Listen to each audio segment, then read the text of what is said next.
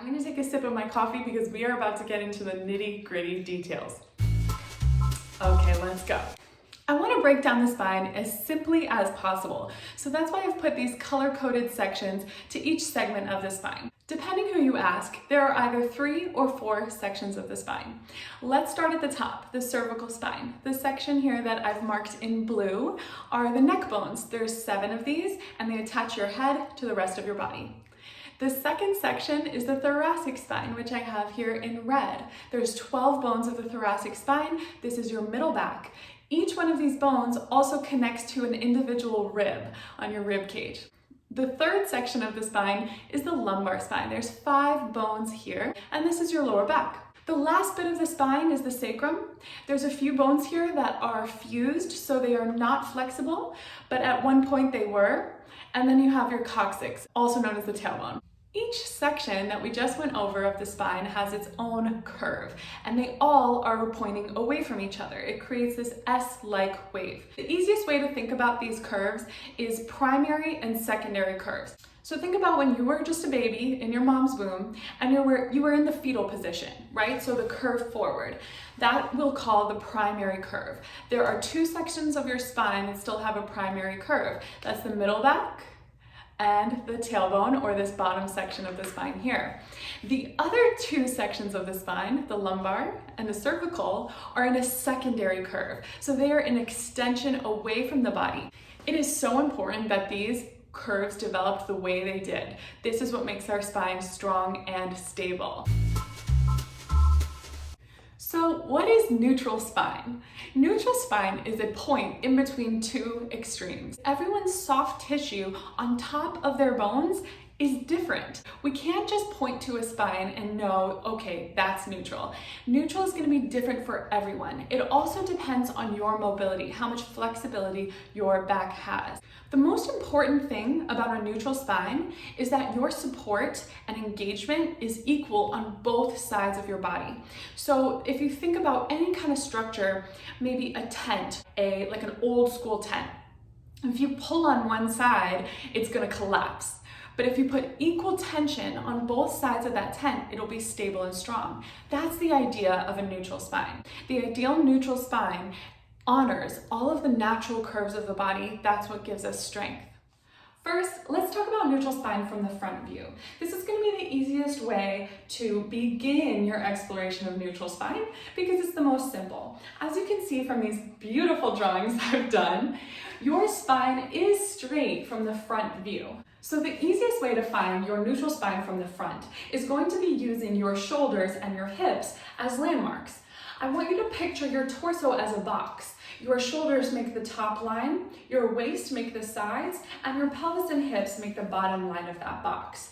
If you shorten one side of the box, that's not neutral. So think about keeping all these lines parallel, the shoulder lines and the hip lines, as well as both sides of the waist. Let's get into the side view. This is where it gets a little more complicated. Remember to think about neutral spine as a point on a spectrum. We have 2 extremes, and then we have neutral, which can lay anywhere in between those 2 extreme points. First, let's discuss the upper segment of the spine. I'm going to talk about this part of the spine on general terms, what I see in the majority of the population in most of my clients, and just based on what our daily habits are and how that impacts our upper spine. If you're someone who works at a desk, on a computer, on your phone, which most of us do, right?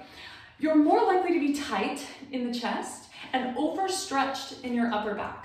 That means that for you to find neutral spine, most likely you're going to want to open your chest, lift your sternum up, and feel a nice engagement of the back of your shoulders. One thing I see all the time is because of restricted mobility in the thoracic spine, when people open their shoulders, they're actually just flaring their rib cage, no longer neutral, right? So we need this to be stacked. We want the ribs right on top of the pelvis, but the collarbone's really wide, the shoulder blades down your back. Let's talk about how that neutral spine, the upper back, pertains to your work when you are laying down flat on your mat. If you lay down flat and you notice that your chin is sticking up to the ceiling, and that's most likely the case if the shoulders are tight, then you need to place a pillow or a small towel at the nape of your neck to put your cervical spine back in alignment with the rest of your body.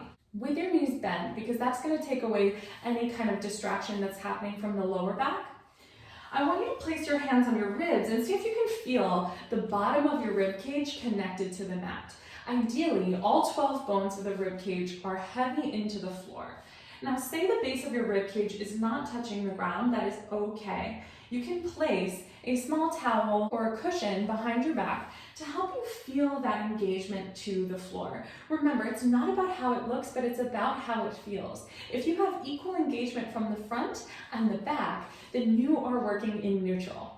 Okay, let's move on to talking about the lumbar spine and the pelvis. This is probably the section of the spine that I get the most questions about. This part of your spine is super important for all your Pilates mat work and honestly, all your workouts and your daily life. The easiest way to find a neutral pelvis or neutrality of the lower back is to use the bony landmarks of our pelvis.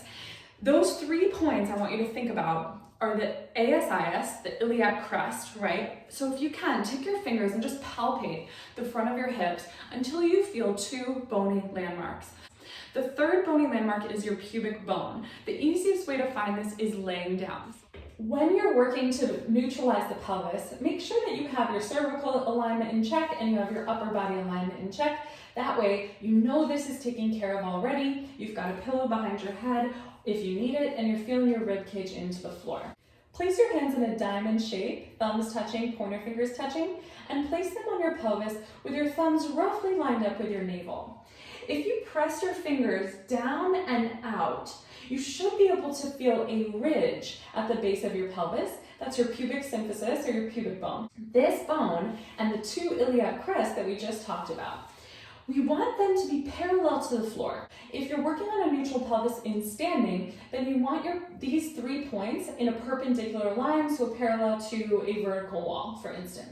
If you have a natural curve or lift of your lower back off of the ground, just know that is totally normal and natural. If you have those 3 bones parallel to the floor and you have a lift in your abdominals and an engagement in your lower back, then you are working evenly on both sides. And remember, that's the most important concept we're working on with neutral spine.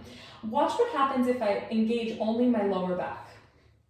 My pubic bone goes below my 2 hip points and my abs are completely relaxed. Now watch what happens if I engage my abdominals and I don't think about my lower back. My pubic bone becomes above my 2 ASIS bones and now I'm in a bit of a tuck. There's a perfect place for everyone right in between those 2 extremes. And as soon as I find it, boom, my glutes fire, right? So when you find that neutral position for you, it's gonna feel really strong and stable. The reason we want these 3 bones parallel to the floor and the pelvis and lower back in neutral is because it sets you up for the ideal situation that your TVA or your transverse abdominals can engage in. However, there are cases where you may be new to Pilates mat work and your abdominals do not have the strength to support your pelvis in a neutral position. If that's the case, then that's when we want to engage the abdominals more than the lower back.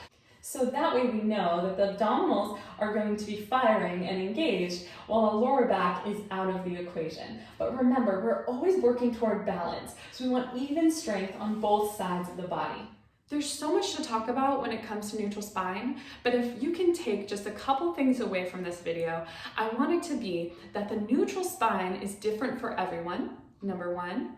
Number 2, your ideal neutral spine means that both sides of your body are engaged equally. And number 3, you can use the bony landmarks of the body to create an outline for what your perfect neutral spine position is. If you enjoyed this video, please like and subscribe. Leave a comment below if you have any questions, and I'm happy to answer them. I'll see you in the next one.